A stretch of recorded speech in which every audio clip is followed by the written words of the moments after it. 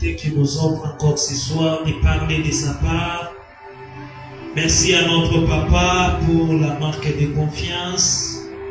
Merci aux serviteurs de Dieu de cette église. Merci au papa et maman de nous avoir encore ouvert vos cœurs et d'avoir accepté que nous puissions nous tenir durant de cette chair pour parler de la part de Dieu. Et surtout à vous qui êtes là ce soir, nous demandons que Dieu vous bénisse abondamment et que la bénédiction que Dieu avait réservée pour ceux qui allaient écouter la parole de ce soir vous localise au nom de Jésus. Nous sommes en train de parler de Judas Iscariote. Et ce sous-thème, nous l'avons tiré dans notre grand thème qui est de ce mois des disciples-là, qui dit la foule et les disciples. Depuis le début de ces enseignements, commençant par notre papa, il nous a donné la différence entre la foule et les disciples.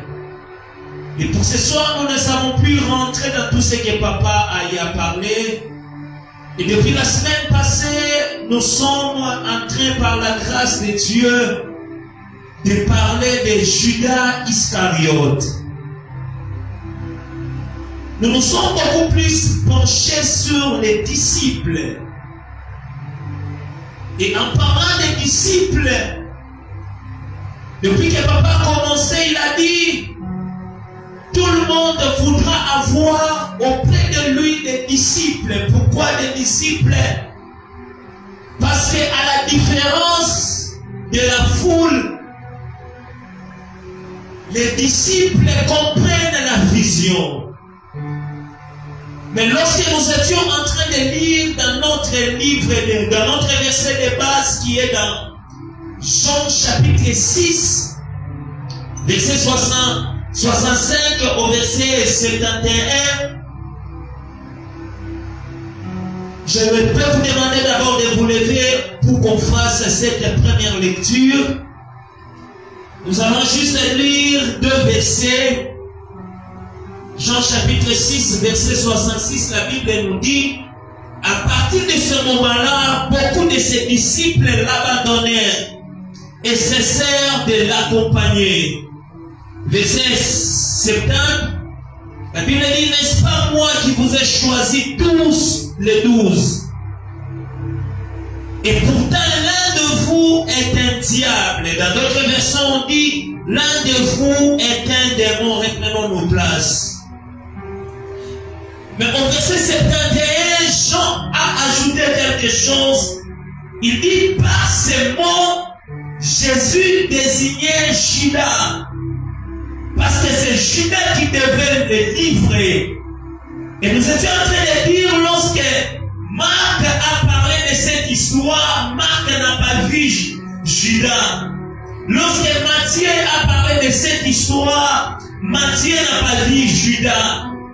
C'est seulement Jean qui a vu Judas et nous avons dit, sachant que chaque fois que Matthieu ne nous verra pas dans ce que nous faisons, chaque fois que Marc ne nous verra pas dans ce que nous faisons, il y aura toujours un Jean qui verra ce que nous sommes en train de faire.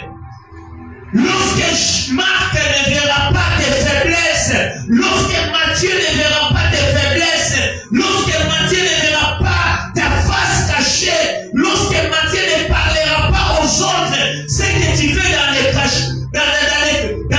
l'obscurité, sache qu'il y a un Jean qui parlera toujours de ce que tu fais dans l'obscurité.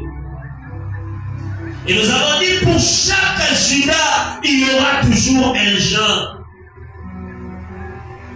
C'est que les hommes ne voient pas de toi, c'est que les hommes ne veulent pas parler de toi, sache qu'il y aura quelqu'un qui parlera toujours. Voilà pourquoi nous sommes appelés à poser des bonnes œuvres. Pourquoi? Parce qu'il y aura toujours quelqu'un, même si tout le monde oubliait ce que nous sommes en train de faire, il y aura toujours il s'élèvera et il parlera de ce que nous faisons de bien. De cette même manière, même lorsque nous faisons de mauvaises choses, il y aura toujours quelqu'un, lorsque tout le monde ne verra rien, mais celui-là s'élèvera et il parlera de ce que nous sommes en train de faire. Amen. Au verset 66, la Bible nous dit que beaucoup de disciples ont abandonné Jésus. Ils ont refusé de marcher avec lui. Au verset 70, Jésus aussi est en train de dire, c'est moi qui vous ai choisi. Mais l'un d'entre vous est un démon. Et c'est à partir de là qu'une question nous est venue pour nous demander comment est-ce qu'un disciple est arrivé à changer de position. On l'a appelé disciple, mais qu'est-ce qui est arrivé pour que celui qu'on avait appelé disciple puisse abandonner Jésus? Parce que la Bible dit beaucoup l'ont abandonné. Et plus tard on dit non seulement il y a beaucoup qui l'ont abandonné, mais au verset 70, la Bible parvient même à dire non seulement il y a eu des abandons, mais l'un aussi parmi ceux qui étaient restés va finir par livrer Jésus. Qu'est-ce qui peut arriver pour que les disciples puissent abandonner les maîtres? Et qu'est-ce qui peut arriver pour que les disciples puissent livrer les maîtres? Jérémie chapitre 2, le verset 21 nous dit: moi je t'avais planté comme un cep excellent, sur une variété sûre. Comment se fait-il donc que tu te sois changé à mon égard, en plan dégénéré d'une vigne sauvage? Jérémie est en train de se lamenter de ce qu'on avait planté un arbre comme un vin excellent. Mais se pose la question, qu'est-ce qui est arrivé pour que tu te sois transformé en une vigne sauvage? C'est comme ça qu'il y a des disciples qui ont été appelés comme disciples, mais avec le temps, ils ont dégénéré, ils ont changé de démarche, ils ont changé leur façon de vivre, ils ont tourné la face à leur maître. Il y a toujours quelque chose qui se soit passé. Et c'est comme ça que nous avons dit, ce qui s'est passé peut être du côté soit du maître. Deuxièmement, ça peut être un problème du disciple. Et troisièmement, nous avons dit, ça peut être un problème du diable. Et depuis la semaine passée, nous étions en train de parler d'abord de ce que les maîtres pouvaient faire et qui pouvaient changer l'attitude du disciple. Et aussi nous avons parlé de deux points liés au disciple. Et parlant du disciple, nous avons dit par rapport à Judas, s'il y a des choses qui peuvent pousser un disciple à se détourner de son maître, premièrement, c'est quand le disciple, en s'approchant de son maître, il a une mauvaise intention. Devant notre maître qui est Jésus, beaucoup l'abandonnent parce qu'ils ont de mauvaises intentions en s'approchant de lui. Beaucoup l'abandonnent parce que leurs regards sont tournés vers le matériel, alors que lui, Jésus, veut les amener dans ce qui est plus que le matériel. Un jour, Pierre a demandé à Jésus, nous avons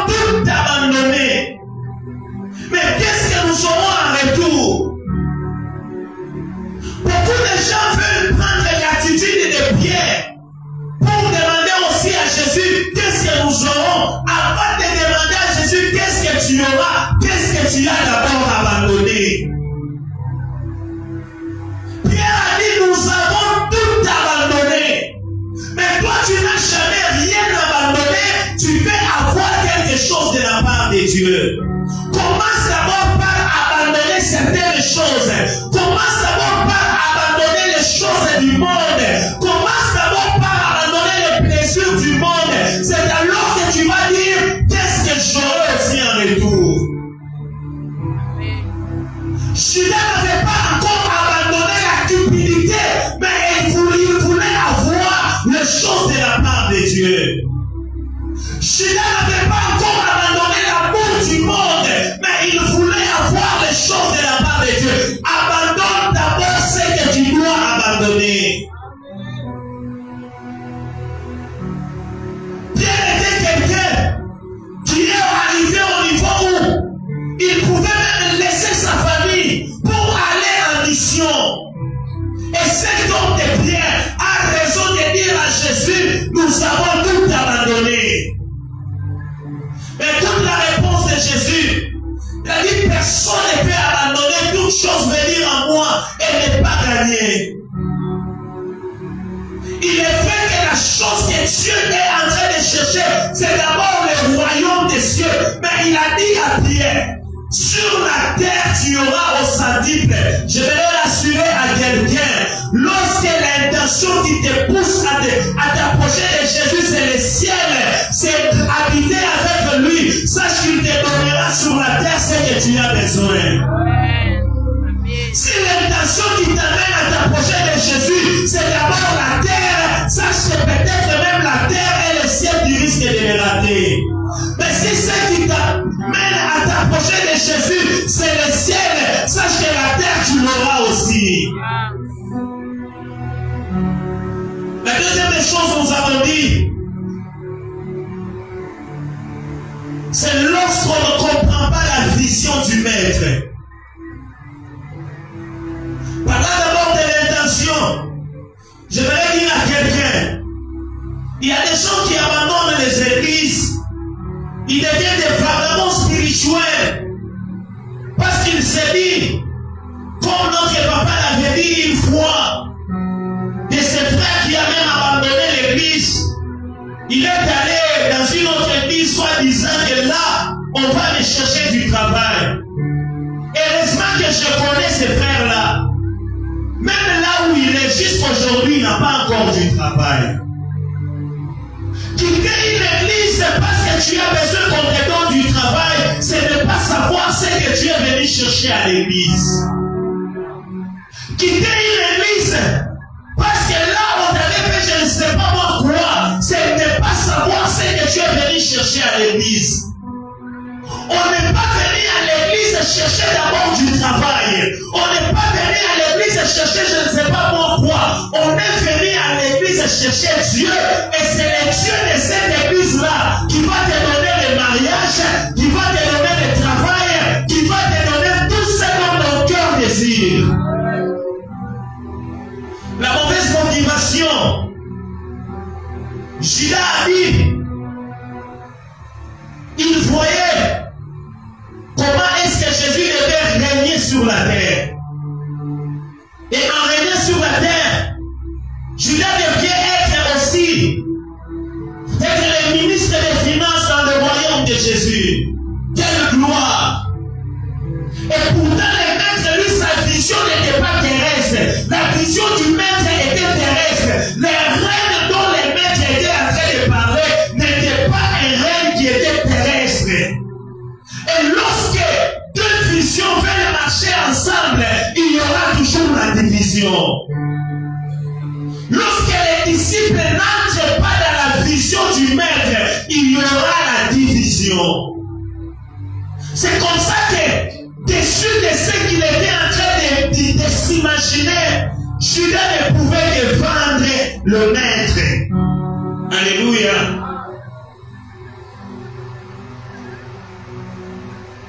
Autre chose qui peut amener les disciples à abandonner les maîtres, voire même arriver à les livrer. Au-delà de tout ce dont nous avons parlé, vous pouvez aussi ajouter le tempérament du maître ou soit du disciple. l'attitude du maître devant les situations peut amener un disciple à se désolidariser du maître. Pour aujourd'hui, la deuxième des choses qui peut amener un disciple à abandonner le maître ou soit à se séparer, nous avons des systèmes défaillants. Lorsqu'un disciple est devant un système défaillant, ce système défaillant peut amener les disciples à abandonner.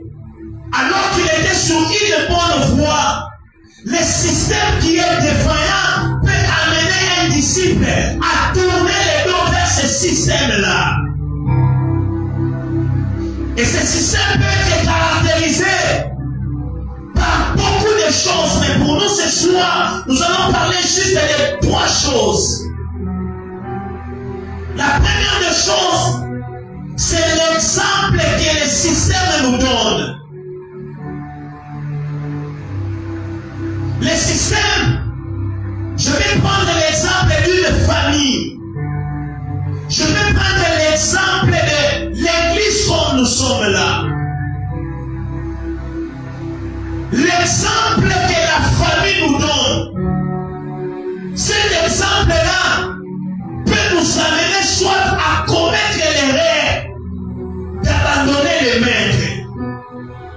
Lorsque vous êtes dans l'église et que le système n'est pas bon, le système est défaillant, cela peut amener les disciples de foi à se désolidariser. Je prends l'exemple du système de la famille d'Abraham. Un jour dans Genèse chapitre 20 verset 2, Abraham a menti par rapport à sa femme qu'elle n'était pas sa femme, elle était sa sœur. Dans Genèse chapitre 27 verset 37, Isaac se plaint de la ruse de son enfant qui a menti et il a volé la bénédiction de son enfant, de son frère. Dans Genèse chapitre 33, verset 12, jusqu'au verset 17, la Bible nous parle de Jacob. Lorsqu'il est rentré pour se rencontrer avec son frère, la Bible dit là où ils se sont retrouvés, Esaïe a dit à Jacob, je suis venu à ta rencontre, est-ce qu'on peut rentrer ensemble? Jacob a parlé tout ce qu'il pouvait parler et au finish il a dit à son frère, comme j'ai les enfants, j'ai les détails avec moi, toi tu peux me précéder et moi je viendrai derrière toi. Mais qu'est-ce qui s'est passé? Il a dit à son frère que je vais te suivre, je suis derrière toi. Comme pour dire que là où tu vas, c'est là où je serai. Mais la suite nous dit quoi? La suite nous dit que l'un est allé à Séir, l'autre est allé à Sikos. Dans ce système-là, la défaillance, c'était quoi dans cette famille? C'était des mensonges. Dans une famille où régnaient les mensonges, les erreurs ont continué. C'est comme ça même dans un système, lorsqu'il y a une défaillance, il y aura toujours révolution, il y aura toujours les gens qui tourneront les dos au système. Alléluia. Amen. La deuxième des choses dans les systèmes, c'est l'investissement que l'on place dans les disciples. L'investissement que l'on place dans les disciples, cet investissement-là peut faire en sorte que les disciples puissent s'attacher ou que les disciples puissent se désolidariser. C'est comme ça qu'à un certain moment, lorsque vous êtes toujours dans la famille de Jacob, Dans la famille de Jacob, vous allez trouver Dina. La Bible dit qu'un jour, Dina est sorti de sa famille. Il est allé vers les enfants de l'autre côté, vers les enfants du camp où ils étaient arrivés. Qu'est-ce qui est arrivé? Là, on est allé abuser de Dina. Pourquoi Dina était sortie de son camp vers le camp des autres? Moi, je trouve que le système avait aussi un problème. Il y a un mauvais investissement qui était dans cette famille-là. Dina vient d'une maman qui n'était pas aimée dans sa famille. Et une personne qui est née dans cette famille où la maman n'était pas aimée ne pouvait qu'aller chercher l'amour ailleurs. L'investissement du manque d'amour qu'on a semé dans Dina, cet investissement pouvait pousser Dina à aller chercher l'amour ailleurs. Et c'est comme ça même dans le système qui est l'église, qui est la société, lorsque l'amour n'est pas investi dans les gens, il y a ceux-là, il y a des disciples qui peuvent se désolidariser. Alors que je suis en train de parler de ça, dans cette église, nous sommes ces maîtres qui devons s'aimer l'amour. Ce n'est pas un problème des serviteurs de Dieu. Ce n'est pas un problème du pasteur. C'est notre problème à nous. Parce que la Bible dit, allez et faites de toutes les nations des disciples. L'ordre n'a pas été donné à une catégorie de personnes. L'ordre a été donné à tout le monde. C'est que tel que tu es là, tu dois faire des disciples. Et comment tu dois les faire? C'est quand tu investis l'amour dans les disciples que tu dois faire. Alléluia.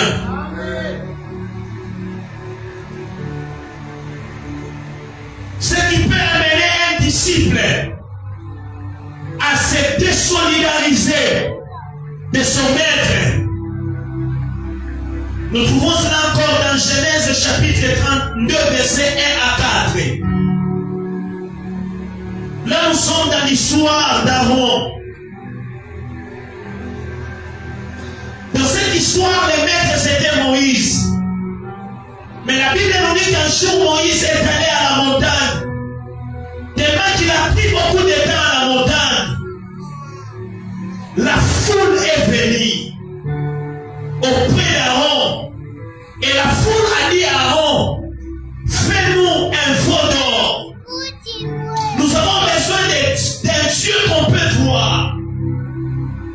Et c'est quoi cette histoire qui peut amener un disciple à dévier? C'est la pression populaire. La pression de la foule. La foule a fait pression à Aaron au point que Aaron s'est dévié, s'est détourné de la vraie voie. La foule a fait pression sur Aaron au point que Aaron, qui était disciple de Moïse, Aaron a abandonné Moïse pour suivre ce que la foule lui avait demandé. Il y a beaucoup de disciples qui se désolidarisent de leur maître. Pourquoi? Parce qu'il y a la foule qui leur fait pression. Frère, tu sais que tu prêches bien. Si tu pouvais seulement aller commencer ton ministère, nous allons t'accompagner. Frère, si seulement tu quittais là où tu es, la pression populaire peut t'amener à faire des choses qu'il ne fallait pas faire.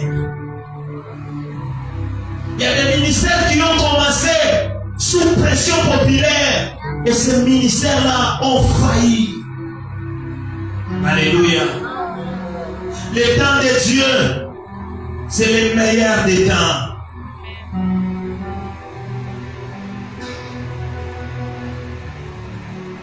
Nous ne savons pas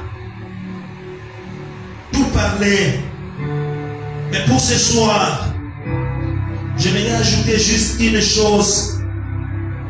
La cupidité de Judas. Judas a trahi le maître à cause de sa cupidité,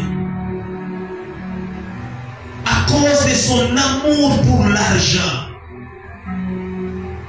Judas a trahi le maître, non pas parce que le maître était mauvais, mais Judas a trahi le maître parce que lui était cupide.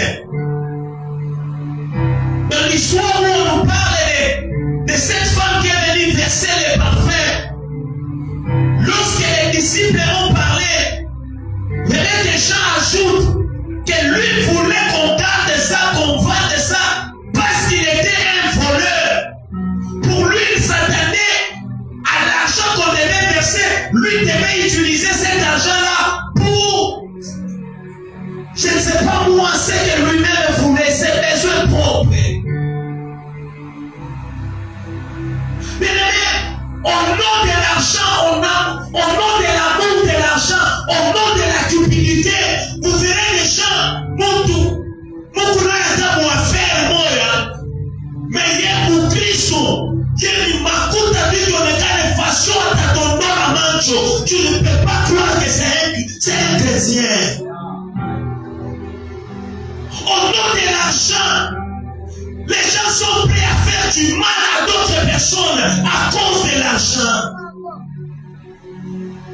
Judas est allé vendre les maîtres à cause de l'argent. Bon, il y a des gens qui disent que 30 pièces c'était quoi? 30 pièces n'était pas rien. 30 pièces là c'était quelque chose. Parce qu'imaginez, la Bible dit que les 30 pièces là, lorsqu'il est allé retourner ça, par la où ça n'a pas chambre, il n'y a pas ça coucher dans mon rando. C'est que c'est comme Kasangiri ville. Moutani et tout. Si on peut donner l'exemple, c'est comme Kasangiri. Par la même makuta donner la pousse à cimetière. Imaginez combien d'argent Kasangiri fait entrer. C'est que 30 pièces n'était pas rien. C'était quelque chose à cause de l'amour de l'argent. Mais écoute bien aimé, peu importe la somme qu'il pouvait avoir par rapport à l'âme qu'il était en train de livrer, l'âme avait beaucoup d'importance aux yeux de Dieu. Aujourd'hui, tu peux faire du mal aux gens à cause de l'argent. Sache que l'âme est là. Jésus est mort à cause de cette âme-là. Peu importe les millions que tu peux avoir en détruisant la réputation des gens, rappelle-toi toujours d'une chose, à cause de cette âme-là, une personne est descendue du ciel, il est venu mourir à cause de l'âme. Une âme de la valeur. Une âme de la valeur. C'est pourquoi, bien aimé, tous nous pouvons avoir besoin de l'argent, mais ne dépassons pas des limites à cause de l'argent. Ne dépassons pas des limites, n'arrivons pas à faire des choses qui vont nous pousser à regretter à cause de l'argent. Judas ne s'est même pas réjoui de l'argent pour lequel il a vendu le Fils de l'homme. Et c'est comme ça, peu importe ce que tu peux faire, tant qu'il y aura des âmes qui seront en train de pleurer en ton nom, tu ne feras rien. Bien-aimés, pour ce soir, nous en tant que le maître, que Dieu a choisi pour que nous puissions faire des disciples, regardons-nous, est-ce que nos cœurs sont vraiment disposés pour faire des disciples?